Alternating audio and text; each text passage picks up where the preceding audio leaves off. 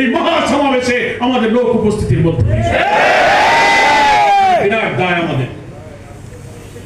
একটা অপশক্তি শুধু বাংলাদেশে নয়, বাইরের পরাশক্তি অপশক্তি চাচ্ছে 24-এর অভ্যুত্থানের পর জামাত ইসলামকে আল্লাহ তাআলা যে মর্যাদার স্থানে উঁচুতে নিয়ে গিয়েছেন, সেই জায়গায় যাওয়ার পথে তারা কিন্তু নতুন করে বাধা দেওয়ার নানান ষড়যন্ত্র শুরু করেছে।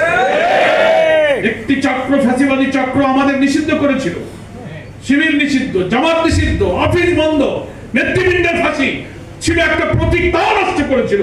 মহান আল্লাহ তাদেরকে নিষিদ্ধ করে দিয়ে ইসলামী আন্দোলনকে মর্যাদা রাখাতে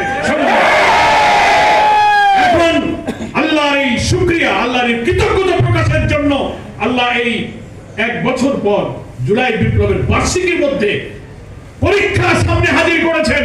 আমি যে তোমাদের নিয়ামত দিলাম, তুমি সেই নিয়ামতের কি পরিমাণ কৃতজ্ঞতা দেখাতে পারো, এটাই তার প্রমাণ। শাকারতুম লাযিদান্নাকুম, আমার নিয়ামতের শুকর যত করবে তোমাদের নিয়ামতকে আমি তত বাড়িয়ে দেব। এই নিয়ামত তোমরা বাড়িয়ে নিতে চাই না?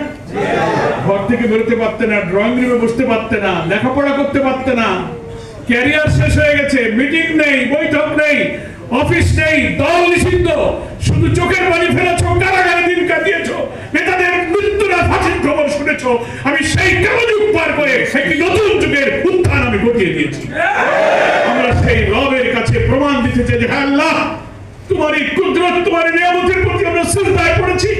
আমাদের জান প্রাণ দিয়ে 19শে জুলাই প্রমাণ করব আমরা তোমার গোলাম, তোমার দায়িত্ব পালনে আমরা এক মুহূর্ত নিষ্ক্রিয় থাকব। এই কৃতজ্ঞতার জন্য সবাই রাজি আছেন? আমি প্রায় বলি ঢাকা মহানগরীর দক্ষিণের প্রোগ্রামে আসলে, মাইকে বলবো না, কি বলবো? ও দক্ষিণের প্রোগ্রামে আসলে আমি বলি যে ঢাকা হচ্ছে বাংলাদেশের রাজধানী, রাজনীতির রাজধানী, সংগঠনের রাজধানী, নাকি বলেন? আর জনসভার স্থানটাও হচ্ছে ঢাকা দক্ষিণের মধ্যে।